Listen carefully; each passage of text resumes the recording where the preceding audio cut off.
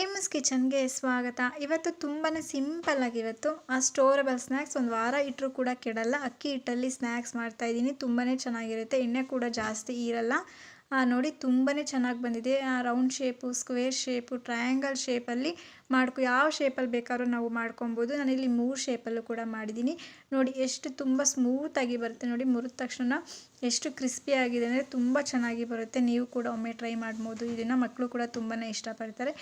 ಈಗ ಮಕ್ಕಳಿಗೆ ರಜೆ ಇರೋದ್ರಿಂದ ತಿನ್ನೋದಕ್ಕಂತೂ ಕೇಳ್ತಾನೆ ಇರ್ತಾರೆ. ಆ ಟೈಮಲ್ಲಿ ಇದನ್ನು ಸುಲಭವಾಗಿ ಮಾಡ್ಬೋದು.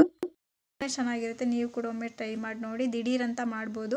ಒಂದು ಅರ್ಧ ಗಂಟೆ ಸಾಕು ಅಷ್ಟೇ ಇದನ್ನು ಮಾಡೋದಕ್ಕೆ. ನೋಡಿ ನಾನು ಇಲ್ಲಿ ನಿಪ್ಪಟ್ಟು ಸೈಜಲ್ಲಿ ಒಂದು ಮಾಡಿದ್ದೆ. ಅದು ಕೂಡ ತುಂಬಾ ಚೆನ್ನಾಗಿ ಬಂತು. ನೋಡಿ ಮುರಿದ ತಕ್ಷಣ ಪಟ್ ಅಂತ ಮುರಿದೋಗ್ಬಿಡುತ್ತೆ. ತುಂಬಾ ಚೆನ್ನಾಗಿರುತ್ತೆ. ಬನ್ನಿ ಶುರು ಮಾಡೋಣ. ಇವಾಗ ಏನು ಬೇಕು ಅಂತ ನೋಡೋಣ. ಇವಾಗ ನಾನಿಲ್ಲಿ ಒಂದು ಬಾಣಲಿ ಇಟ್ಕೊಂಡಿದ್ದೀನಿ. ಅದಕ್ಕೆ ಎಣ್ಣೆ ಹಾಕ್ಕೊಂಡಿಲ್ಲ. ಹಾಗೆಯೇ ಕರ್ಬೇವಿನ ಸೊಪ್ಪು ಹಾಕ್ಕೊತಾ ಇದ್ದೀನಿ. ಹಾಗೆಯೇ ಡ್ರೈ ಫ್ರೈ ಮಾಡ್ಕೊಳ್ಳಿ, ತುಂಬ ಚೆನ್ನಾಗಿರುತ್ತೆ. ಇದು ಮುಟ್ಟಿದ ತಕ್ಷಣ ಆ ಪುಡಿ ಹಾಕಬೇಕು. ಆ ಥರ ನಾವು ಚೆನ್ನಾಗಿ ಫ್ರೈ ಮಾಡ್ಕೊಬೇಕು. ನೋಡಿ ಇವಾಗ ಆಗಿದೆ. ಅದನ್ನು ಒಂದು ಪ್ಲೇಟಿಗೆ ಹಾಕ್ಕೊತಾ ಇದ್ದೀನಿ. ಇಲ್ಲಿ ನಾನು ಅದು 1 ಕಪ್ ತೊಗೊಂಡಿದ್ದೀನಿ. ನೆಕ್ಸ್ಟ್ ಇವಾಗ ಜೀರಿಗೆ ಹಾಕ್ಕೊತಾ ಇದ್ದೀನಿ. ಜೀರಿಗೆ ಕೂಡ ಅದರಲ್ಲಿ ಒಂದೇ 1 ಸ್ಪೂನ್ ಅಷ್ಟೇ ಸಾಕು. ನಾವು ಇದನ್ನು ಹಾಗೆ ಕೂಡ ಹಾಕ್ಕೊಬೋದು. ನಾನಿಲ್ಲಿ ಗ್ರೈಂಡ್ ಮಾಡಿ ಹಾಕ್ಕೊತಾ ಇದ್ದೀನಿ. ಸ್ವಲ್ಪ ತರ್ತರಿಯಾಗಿ ಮಾಡಿಸ್ಕೊಬೇಕು. ಇಲ್ಲಿ ಮೆಣಸಿನ್ಕಾಯಿ ಹಾಕ್ಕೊತಾ ಇದ್ದೀನಿ. ಒಂದು ಕಲ್ಲರ್ ಮೆಣಸಿನ್ಕಾಯಿ ಮತ್ತು 2 ಗುಂಟೂರು ಮೆಣಸಿನ್ಕಾಯಿ ಹಾಕ್ಕೊಂಡಿದ್ದೀನಿ. ಇದು ಕೂಡ ಸ್ವಲ್ಪ ಬಿಸಿ ಮಾಡಿಕೊಂಡು ಹಾಕ್ಕೊಳ್ಳಿ ಒಂದು ಪ್ಲೇಟಿಗೆ. ನೆಕ್ಸ್ಟ್ ಇವಾಗ ನಾನು ಕಡಲೆಬೀಜ ಹಾಕ್ಕೊತಾ ಇದ್ದೀನಿ. ಇದು ಒಂದು 2 ಸ್ಪೂನಷ್ಟು ಕಡಲೆಬೀಜ ತೊಗೊಂಡಿದ್ದೀನಿ. ನಾನಿಲ್ಲಿ ದೊಡ್ಡ ಸ್ಪೂನಲ್ಲಿ ಒಂದು 2 ಸ್ಪೂನ್ ತೊಗೊಂಡಿದ್ದೀನಿ.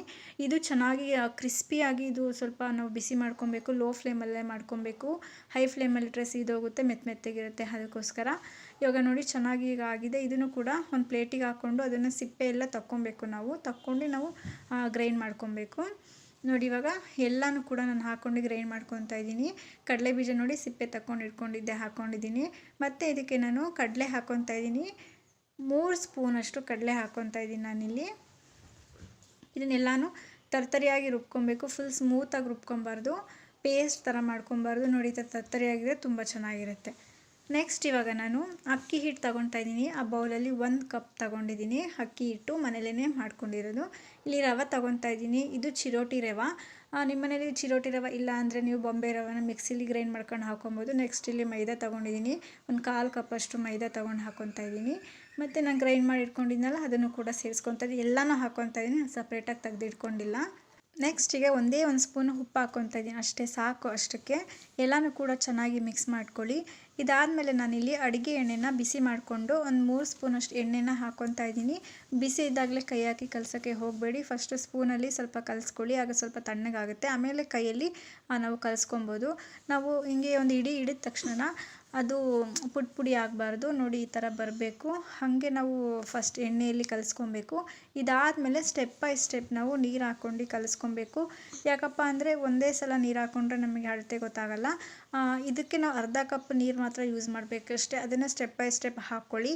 ಇಲ್ಲಿ ನಾನು 4 ಸಲ ನೀರು ಹಾಕ್ಕೊಂಡಿದ್ದೀನಿ. ಆ ಅರ್ಧ ಕಪ್ ನೀರನ್ನು 4 ಸಲ ಹಾಕ್ಕೊಂಡೆ ಮಾಡ್ಕೊಂಡಿದ್ದೀನಿ. ಇದು ನಾವು ರೊಟ್ಟಿ ಹಾಕ್ಕೊತೀವಲ್ಲ, ಆ ರೊಟ್ಟಿ ಹಿಟ್ಟಿನ ಅದಕ್ಕೆ ನಾವು ಮಾಡ್ಕೊಬೇಕು. ನೋಡಿ ಇಷ್ಟಿದ್ರೆ ಸಾಕು. ಇಷ್ಟರಲ್ಲಿ ತುಂಬಾ ಆಗುತ್ತೆ. ಒಂದು ವಾರ ಇಟ್ಕೊಂಡು ಕೂಡ ತಿನ್ಬೋದು. ನಾನಿಲ್ಲಿ ಎಣ್ಣೆ ಕವರ್ನ ರೆಡಿ ಮಾಡಿ ಇಟ್ಕೊಂಡಿದ್ದೀನಿ. ಮತ್ತು ಒಂದು ಪ್ಯಾನಲ್ಲಿ ನಾನಿಲ್ಲಿ ಎಣ್ಣೆ ಹಾಕ್ಕೊಂಡು ರೆಡಿ ಮಾಡಿ ಇಟ್ಕೊತಾ ಇದ್ದೀನಿ. ಎಣ್ಣೆ ಕಾಯೋಕ್ಕೆ ಇಟ್ಕೊತಾ ಇದ್ದೀನಿ. ಅದು ಎಣ್ಣೆ ಅದ್ರ ಪಾಡಿಗೆ ಅದು ಕಾಯ್ತಾ ಇರುತ್ತೆ. ನಾವಿಲ್ಲಿ ರೊಟ್ಟಿ ಹಾಕ್ತೀವಲ್ಲ ಆ ಥರ ಫಸ್ಟ್ ನಾವು ಕೈಯಲ್ಲಿ ತೊಟ್ಕೊಬೇಕು. ಇಲ್ಲಿ ಎಣ್ಣೆ ಸ್ವಲ್ಪ ಹಚ್ಕೊಂಡಿದ್ದೀನಿ.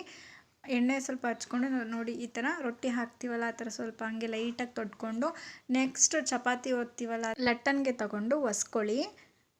ಇದು ಸ್ವಲ್ಪ ತೆಳುಗಿರಬೇಕು. ತೆಳುಗಿದ್ರೆ ಸ್ವಲ್ಪ ತಿನ್ನೋಕ್ಕೆ ಚೆನ್ನಾಗಿರುತ್ತೆ. ಗರಂ ಅಂತ ಚೆನ್ನಾಗಿರುತ್ತೆ ತಿನ್ನೋದಕ್ಕೆ. ಸ್ವಲ್ಪ ದಪ್ಪಗೆ ಬಂದರೆ ಸ್ಮೂತಾಗಿ ಬರುತ್ತೆ, ಚೆನ್ನಾಗಿರಲ್ಲ. ಇಲ್ಲಿ ನಾವು ಯಾವ ಶೇಪಲ್ಲಾದ್ರೂ ಬೇಕಾದ್ರೂ ನಾವು ಮಾಡ್ಕೊಬೋದು. ನಾನಿಲ್ಲಿ ಫಸ್ಟ್ ಟ್ರಯಾಂಗಲ್ ಶೇಪಲ್ಲಿ ಮಾಡ್ಕೊತಾ ಇದ್ದೀನಿ. ಸ್ಕ್ವೇರು, ಸರ್ಕಲ್ ಯಾವುದ್ರಲ್ಲಿ ಹೆಂಗೆ ಬೇಕಾದ್ರೂ ನಾವು ಮಾಡ್ಕೊಬೋದು. ಸ್ವಲ್ಪ ಈ ಥರ ಮಾಡಿದರೆ ಮಕ್ಕಳು ತುಂಬ ಇಷ್ಟಪಡ್ತಾರಲ್ಲ ತಿನ್ನೋದಕ್ಕೆ. ಶೇಪ್ಸ್ ಇದ್ರೆ ತುಂಬಾ ಚೆನ್ನಾಗಿರುತ್ತೆ. ನೋಡಿ ಇವಾಗ ಟ್ರಯಾಂಗಲ್ ಶೇಪ್ ಆಗಿದೆ. ಈ ಕಡೆ ಎಣ್ಣೆನೂ ಕೂಡ ಕಾದಿದೆ. ಈಗ ಒಂದೊಂದೇ ಹಾಕ್ಕೊತಾ ಇದ್ದೀನಿ. ಎಣ್ಣೆ ಕಾದಿದೆ. ಈಗೆಲ್ಲ ಆದಷ್ಟು ಲೋ ಫ್ಲೇಮಲ್ಲೇ ಇಟ್ಕೊಂಡು ಮಾಡ್ಕೊಳ್ಳೋಕ್ಕೆ ಟ್ರೈ ಮಾಡಿ. ಹೈ ಫ್ಲೇಮಲ್ಲಿ ಇಟ್ಕೊಂಡ್ರೆ ಎಲ್ಲ ಸೀದೋಗುತ್ತೆ. ಹಾಗಾಗಿ ಲೋ ಫ್ಲೇಮಲ್ಲಿ ಇಟ್ಕೊಂಡು ಮಾಡೋದೇ ಒಳ್ಳೆಯದು. ಇದು ಗೋಲ್ಡನ್ ಬ್ರೌನ್ ಬರಬೇಕು. ಅಲ್ಲಿವರೆಗೂ ಕೂಡ ನಾವು ಚೆನ್ನಾಗಿ ಬೇಯಿಸ್ಕೊಬೇಕು. ಇದನ್ನು ಬೇಗ ಬೇಯುತ್ತೆ, ಟೈಮ್ ಏನು ತಗೊಳ್ಳಲ್ಲ. ಅರ್ಧ ಗಂಟೆ ಎಲ್ಲ ಒಂದು 20 ನಿಮಿಷ ಸಾಕು, ಅಷ್ಟೇ ಬೇಗ ಆಗೋಗುತ್ತೆ.